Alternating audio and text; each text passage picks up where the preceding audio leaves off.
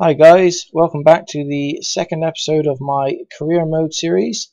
I've managed to play through the preseason since the last time I was on my video, and I wanted to kind of bring everyone up to speed what's going on. I've got some highlights from the games from the preseason, and obviously what I'm going to be doing is kind of just going through everything that's happened in the preseason in order it happened, so you can catch up with everything that's going on, and then we'll have a look at what we plan to do in the next episode. Okay,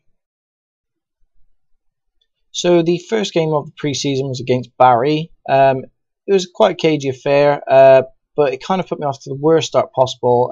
As you can see here, it's just having a bit of a game, and as I passed off to Wilbraham here, basically he was hacked, taken down, and then clattered afterwards, someone falling on top of him. As you can see in the replay, it's quite a bad one actually. He's taken down and then collapsed on as well.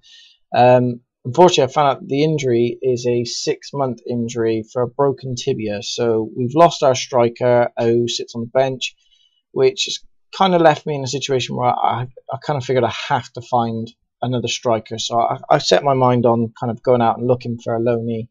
In the match here we are, J. Emmanuel Thomas with a good chance. Comes through, hits the bar right late in the game as well. I seriously thought that was it. No more chances in that game. You know, that was the last one. But yeah, it's quite a close one, as you see. But then this happened. I was quite surprised. I didn't, like I said, I didn't expect to get another chance, but here I come through, and there's just a collision in the box. To be honest, I didn't think it was a penalty. I had a look back. It's more of a case of he's obstructed and he takes him down. But yeah, got a penalty late in the game.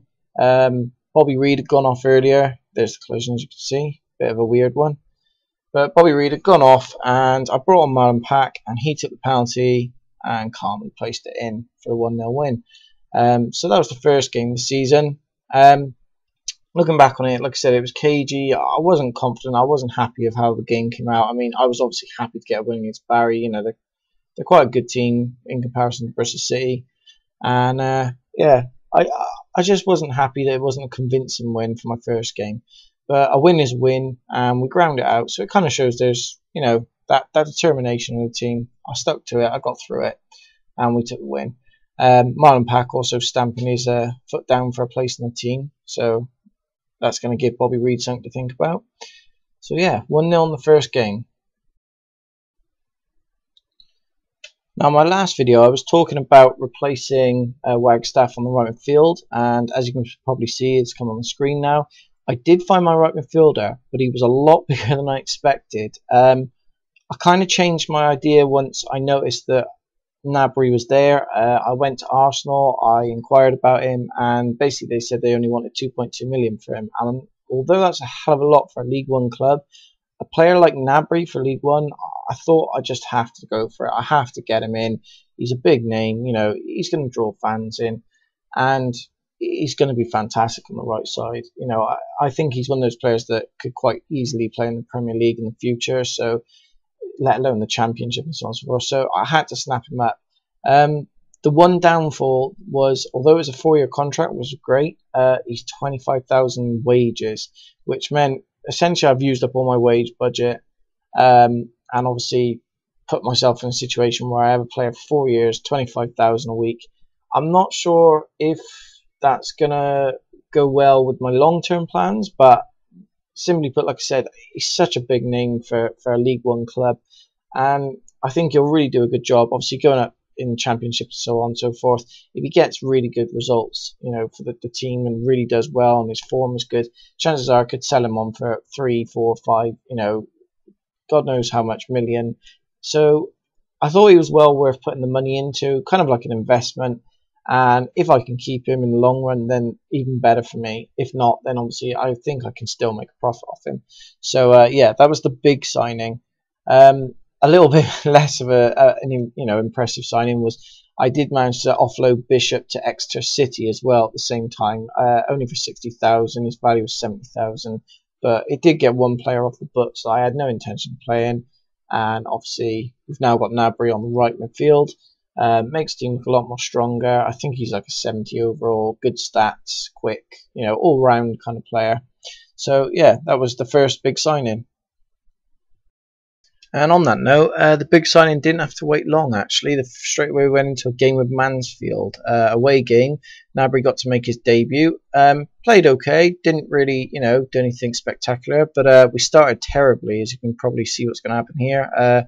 Basically, a total scramble in the goal mouth, and Mansfield get the lead. I don't know what was going on with the defence. I just couldn't get hold of the ball, and I don't know what Frank Fielding was doing. I mean, he just comes out and he seems all over the place. But yeah, it was a bit of a shock, to be honest, a bit shell-shocked. Beat Barry 1-0 and then go away to Mansfield, and within kind of like 10 minutes you're 1-0 down. Not what I expected, but it wasn't that long before we got back into it. 30 minutes into the game, and Agard from a corner, back post, great header, straight in, no problems. Brought it equal. I was quite happy to see Agard score, obviously, as well, because he didn't get one in the first game. But yeah, it was just good to see him get on the score sheet, and it's a good solid header, especially from someone who's only 5'8". But then he really impressed me.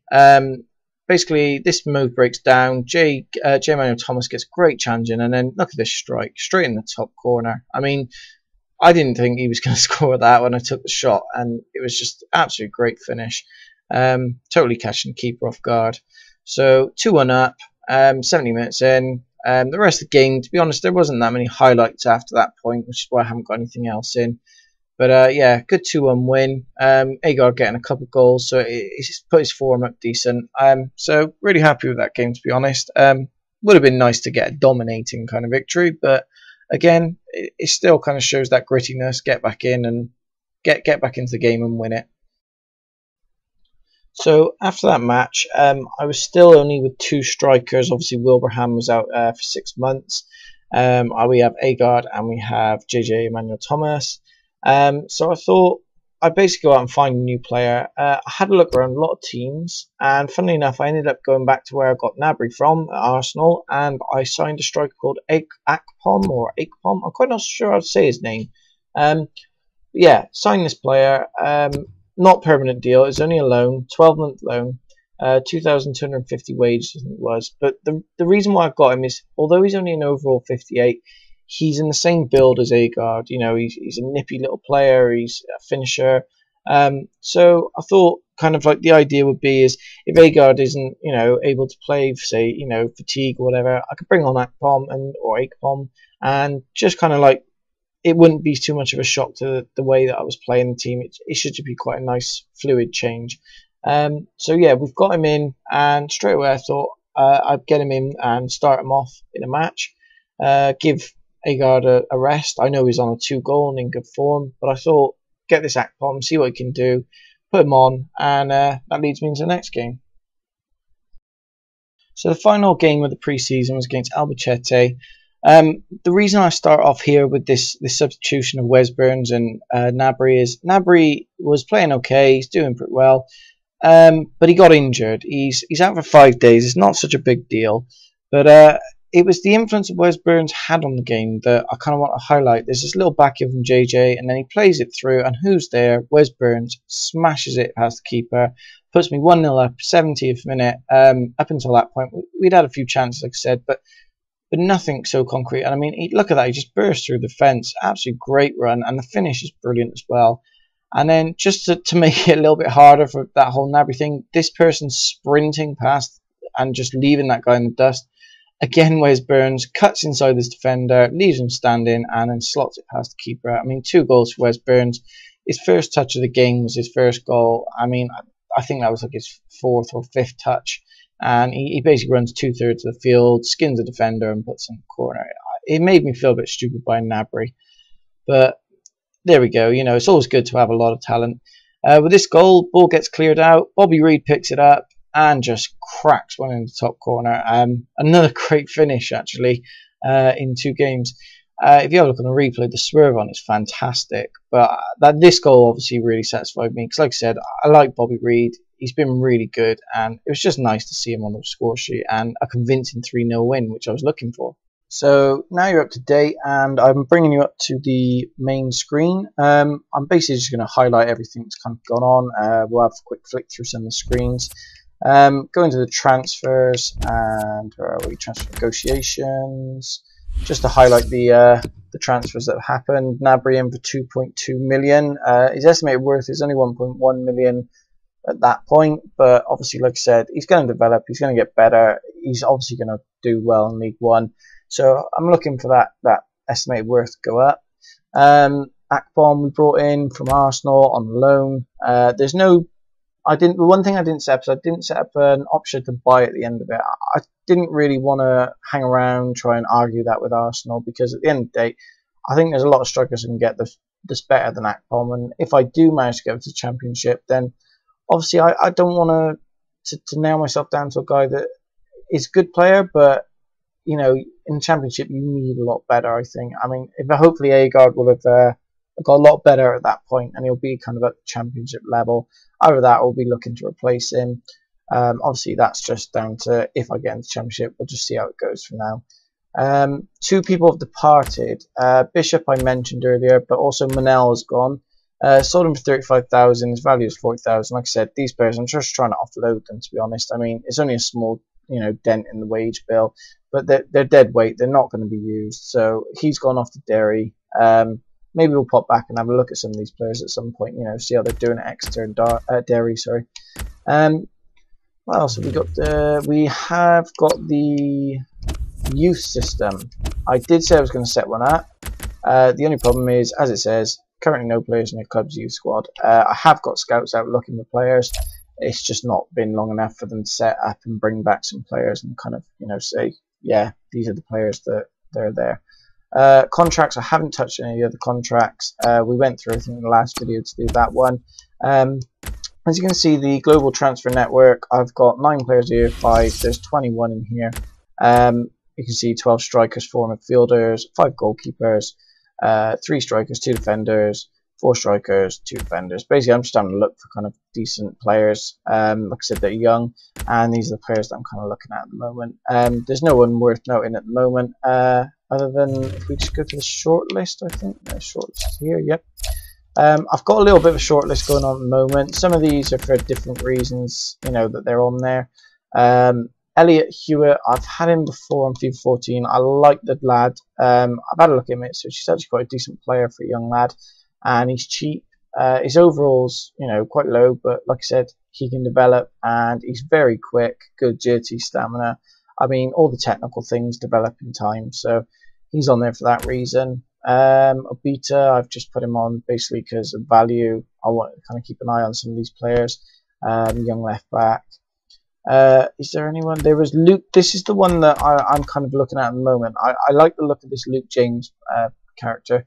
Good all-round physical stats. I mean, pretty much everything is in the the green and heavy green, other than his reactions. But I mean, for a 19-year-old, that's pretty impressive. His finishing's already at 68. I mean, once it gets to 70, you're looking at kind of Championship level. Good heading accuracy, crossing, ball control, dribbling. All these kind of stats look really impressive. The only reason I haven't gone for him is because I'm trying to stay kind of true to Bristol City, and I don't want to make a 2.2 million sign-in with really heavy wages, Gnabry, and then kind of go to the chairman and go like, I know you're rich, but I want more money out of you, because I don't know what they're going to ask for Luke James. But being at his values, 375,000, I could end up spending almost the full transfer budget in just the preseason alone. January's there if I need it, so I'm definitely going to keep an eye on this lad. I'm pretty sure on the player bio. Let's have a look, see if we can find it. There we are. He's got flare trait and long shot taker, so he can obviously shoot from distance. He's 6 foot. I mean, for a 19-year-old, 6 foot tall, all these stats. He looks really impressive. Skill moves are 3-star. I mean, I really do like the look of this lad. So I'm going to keep an eye on him, and he's a name to remember for the future episodes. I think everything else is up to date. I'll just show you that we're basically got to the point where we're about to start Football League 1 matches. First match is home against Rochdale. And I think that's pretty much everything up to date now. You've seen the pre-season, and hopefully in the next episode we'll be doing some of the actual league. If you've got any suggestions for players, just let me know. I'm quite interested to have a look at players, and especially young players. hopefully in the next episode, you know, we'll have something more on the youth staff as well. I do want to get my youth academy going, you know, get some young players in to replace the ones that I'm trying to ship out. The squad itself, as it is, I think we've still got quite a lot of dead weight. These lads down here, Fry, Lemonade Heavens, Mafuta, Batten. I kind of want to get rid of these lads, and that's when the youth system come in. I'm sure I can find just as good quality as these, who will have a lot more potential. So that's my focus. Hopefully up until the next episode is we're doing a bit of that, and then obviously I'll give you a good recap on that for the next episode. So yeah, I think that's everything. Thanks for watching, guys. Hopefully there'll be a third episode up soon. Take care, and thanks for watching.